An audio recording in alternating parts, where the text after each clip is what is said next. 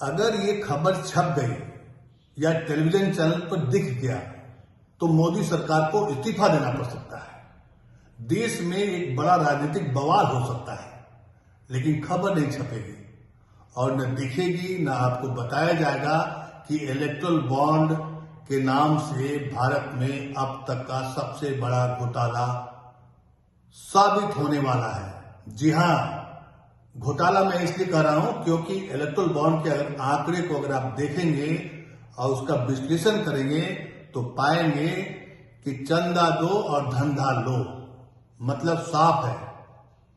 खबर और विश्लेषण इसलिए नहीं आ रहा है क्योंकि कई ऐसी कंपनियां हैं जिसका अपना चैनल है। अब देखिए, जो टेलीविजन चैनल का मालिक है उसको भी चंदा देना पड़ रहा है। चंदे का धंधे का मतलब यह हुआ कि आप पत्रकार या पत्रकार घराने का व्यक्ति अगर चंदा देने लगे तो समझिए कि दाल में कुछ काला है। पत्रकार को क्यों जरूरत पड़ेगी या किसी मीडिया घराने को ऐसी नौबत क्यों आएगी कि वो चंदा दे। लेकिन मेघा इंजीनियरिंग, जो इलेक्टोरल बॉन्ड में अभी तक का जो डाटा आए हैं उसमें सबसे ज्यादा चंदा देने वालों में उसका नाम है और उसकी एक टेलीविजन चैनल है, न्यूज चैनल है, जो अक्सर आप देखते होंगे कि वो रूस और यूक्रेन की खबरें दिखाता रहता है, युद्ध में क्या हो रहा है। उसके वेबसाइट पर, उसके टेलीविजन चैनल पर इलेक्टोरल बॉन्ड को लेकर कोई भी चर्चा तक नहीं है। सिर्फ एक चैनल नहीं, किसी अखबार में, किसी टेलीविजन चैनल में ये खबर नहीं आ रही है कि इलेक्टोरल बॉन्ड के जरिए आखिर किन उद्योगपतियों से चंदा किस तारीख को लिया गया, किस तारीख को ईडी ने छापा मारा और छापा मारने के बाद फिर वो कैसे उसी पॉलिटिकल पार्टी के साथ जाकर मिल बैठता है। ये तमाम ऐसे सवाल है, तमाम ऐसे आंकड़े हैं। अगर आप इलेक्टोरल बॉन्ड को जानना चाहते हैं, समझना चाहते हैं कि क्या वाकई में ये स्कैम है या देश में अब तक का सबसे बड़ा घोटाला साबित होने वाला है, तो आप इलेक्शन कमीशन के वेबसाइट पर जाइए और कल शाम को जो डाटा एसबीआई ने भेजा था उसकी लिस्ट देखिए। लिस्ट में कई चौंकाने वाले तथ्य आपको मिलेंगे। लॉटरी किंग, लॉटरी का धंधा करने वाला आदमी सबसे ज्यादा चंदा दे रहा है और चंदा ही नहीं दे रहा है बल्कि वित्त मंत्री निर्मला सीतारमण के पास लॉटरी किंग, वो जाकर उसका बेटा मिलता है, उसको पार्टी में शामिल कराया जाता है। खबर का खंडन कोई नहीं कर रहा है कि क्या ये खबर सही है या गलत है। तस्वीरें वायरल हो रही हैं सोशल मीडिया पर, मेन स्ट्रीम मीडिया में खबर नहीं आ रही है। लेकिन मैं आपको एक दिलचस्प आंकड़ा बताता हूं कि सोचिए, पत्रकार या मीडिया घराना, हॉस्पिटल, ये सब भी चंदा दे रहे हैं और चंदा कोई 100 रुपया, 2000, 10,000, 20,000, लाख, 2 लाख नहीं, करोड़ों में। मैं आपको कुछ डाटा बताता हूं। इसके पहले मैं आपको बता दूं कि जो डाटा आया है उसके हिसाब से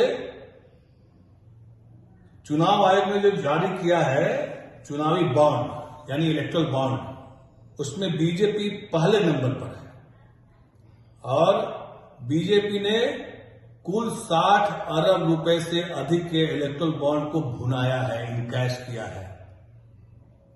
और दूसरे नंबर पर कौन रहा है? तृणमूल कांग्रेस, जिसने 16 अरब रुपए के इलेक्टोरल बॉन्ड को इनकैश कराया है बैंक में, यानी उसको 16 अरब रुपए मिले।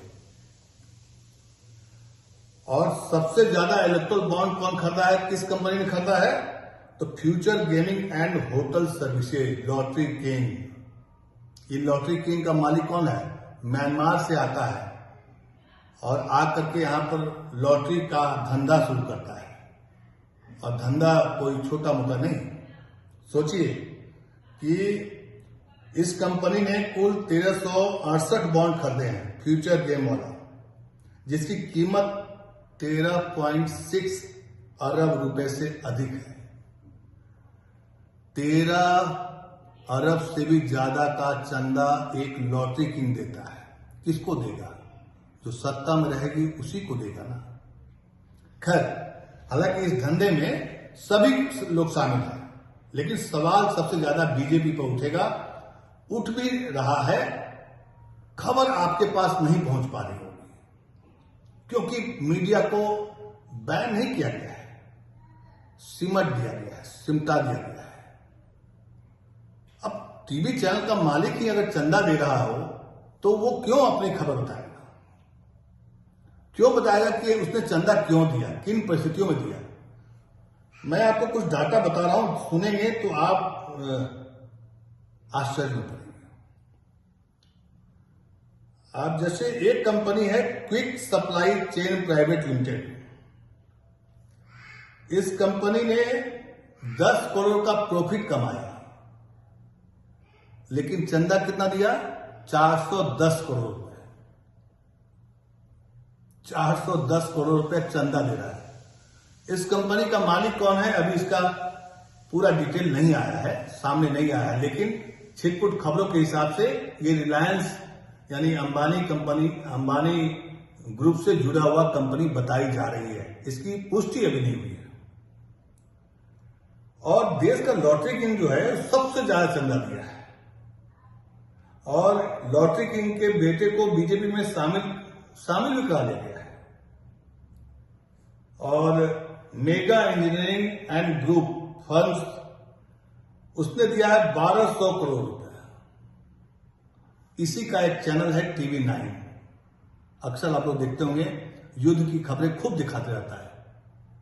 और अभी हाल में एक कार्यक्रम हुआ था जिसमें प्रधानमंत्री से लेकर के तमाम बीजेपी के बड़े नेता उसके कार्यक्रम में शिरकत कर रहे थे।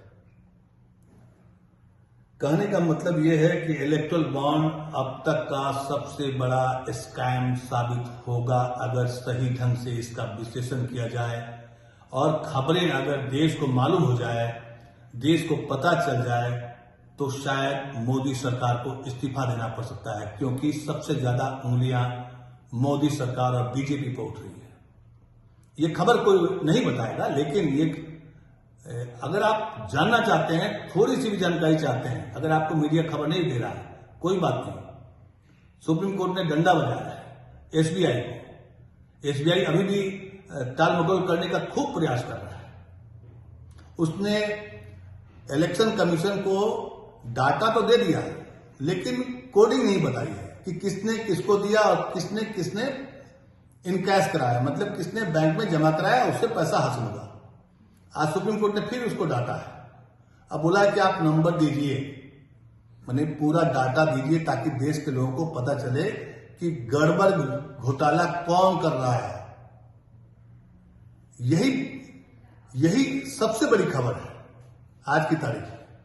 लेकिन नहीं, खबर आपके पास नहीं पहुंचेगी।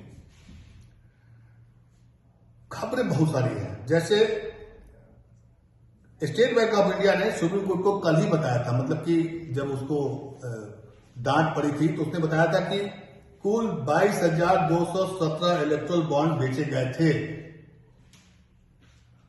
लेकिन स्टेट बैंक ने इलेक्शन कमीशन को मात्र 18,871 बॉन्ड की जानकारी दी। उसमें भी वो डाटा छुपा लिया कि जिसके जरिए ये पता चल सके कि किसने खरीदा और किसने उसको भुना लिया। मतलब 3,346 बॉन्ड की जानकारी अभी तक छुपाई गई है। और जो हम लोग आंकड़ा निकाल पा रहे हैं वो इलेक्शन कमीशन के वेबसाइट पर जो अपलोड किया गया है उसी के डाटा से ये मैं आपको खबर बता रहा हूं। मीडिया खबर नहीं बताएगी, क्योंकि मीडिया अगर खबर बता देगी तो फिर मुश्किल हो जाएगी। किसको? बीजेपी को, मोदी को। सत्ता में जो बैठी हुई सरकार है वो चाहती है कि ये खबर देश को मालूम ना चले।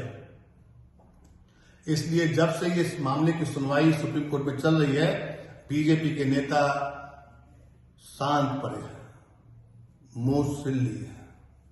इलेक्टोरल बॉन्ड जिसको सुप्रीम कोर्ट ने खारिज कर दिया, अवैध बताया, कहा कि देश की जनता को जानने का यह अधिकार है कि किस पॉलिटिकल पार्टी को कौन सा उद्योगपति कितना चंदा दे रहा है। और इस स्कीम को लाने वाली पार्टी है बीजेपी। 18 में इसको लाया गया था और तब से इस मामले की जांच करने की बात कही जा रही थी कि नहीं, ये इलेक्टोरल बॉन्ड जो है अवैध तरीके से रिश्वत देने का एक तरीका है जिसमें किसी को पता ही नहीं चलता है कि किसने चंदा दिया, किसने उसके बदले में उसको फायदा क्या मिला। आज जैसे ही कल शाम को इलेक्टोरल बॉन्ड के बारे में इलेक्शन कमीशन ने अपने वेबसाइट पर इसको अपलोड किया, तमाम पूरे देश में हंगामा मचा हुआ है। ये अलग बात है कि आपको हंगामा दिखाई नहीं पड़ रहा होगा, क्योंकि अगर आप मीडिया देखते हैं, मिनिस्ट्री मीडिया, सोशल मीडिया देखिए, या नहीं तो आप इलेक्शन कमीशन की वेबसाइट पर चले जाइए, कहीं से आपको भ्रामक या झूठी खबरें देखने को नहीं मिलेगी इस बारे में, खास करके जिसके बारे में मैं चर्चा कर रहा हूं, इलेक्टोरल बॉन्ड के बारे में। इलेक्टोरल बॉन्ड एक ऐसा स्कैम साबित होगा कि चंदा दो धंधा लो, क्योंकि जो कंपनी चंदा दे रही है उसके बदले में उसको सरकारी कंपनी तक मिल जाती है। अब मेगा इंजीनियरिंग एंड इंफ्रा ने 800 करोड़ रुपए से अधिक का इलेक्टोरल बॉन्ड दिया। इसके बदले में क्या हुआ? 14,400 करोड़ रुपए की Thane Borivali twin tunnel project मिल गया। उसी तरह से नवयुग एक कंपनी है जो उत्तराखंड में टनल बना रही थी, उसमें 41 मजदूर 17 दिन तक फंसे रह गए। उस कंपनी ने भी बॉन्ड खरीदा। किसको दिया होगा? क्योंकि जांच नहीं हो रही है, न जांच हुई, मामला खत्म। जब तक मजदूर फंसे रहे तब तक खूब चर्चा हुई, लेकिन किस कंपनी की लापरवाही से 41 मजदूर 17 दिन तक फंसे रहे, इसकी जांच नहीं हुई। जांच के नाम पर लीपापोती की गई या क्या हुआ, देश को पता नहीं है। अब मैं आपको एक दो खबर और बताता हूं कि जैसे याद होगा मैंने शुरू में बताया था, फ्यूचर गेमिंग एक कंपनी है, लॉटरी का धंधा करती है। उसकी जो 400 से ज्यादा की संपत्ति इन्फोर्समेंट डायरेक्टरेट ने यानी ईडी ने अटैच कर दी थी, मतलब सील कर दी थी, उसको जब्त कर लिया था। लेकिन जब जब्त किया उसके ठीक 5-7 दिन के बाद इसी कंपनी ने 100 करोड़ रुपए के इलेक्टोरल बॉन्ड खरीद करके दे दिया। मामला खत्म। खत्म मतलब साफ। केस तो रहता है, लेकिन जिस तरीके से, जिस तेजी से ईडी अटैच कर रही है संपत्ति को, और जैसे ही चंदा देती है वो कंपनी, मामला शांत हो जाता है। क्या ये भी एक गारंटी है कि आप चंदा दोगे तो धंधा मिलेगा? बहुत सारी खबरें हैं इलेक्टोरल बॉन्ड को लेकर के। मैंने शुरू में कहा था कि अगर ये खबर छप गई, अगर ये खबर देश को मालूम पता चल गया, क्योंकि सूचना का तंत्र को कब्जा कर लिया गया है। सूचना का तंत्र मतलब अखबार, मीडिया, जितने भी हैं। और मैं जो ये वीडियो बना रहा हूं, इस पर भी शैडो बैन लगा हुआ है। शैडो बैन का मतलब है कि खबर तो मैं डाल सकता हूं, लेकिन आपके पास पहुंचेगा नहीं। अगर आपके पास ये वीडियो पहुंचता है तो आप इस वीडियो को फॉरवर्ड करिए, क्योंकि सरकार की तरफ से जो सोशल मीडिया है उस पर लगभग एक तरह से शैडो बैन कर दिया गया है। तो मैं इलेक्टोरल बॉन्ड से जुड़ी हुई और खबरें आपको बताऊंगा।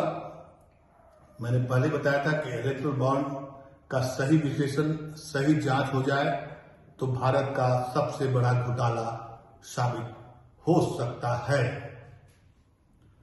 नमस्कार, धन्यवाद।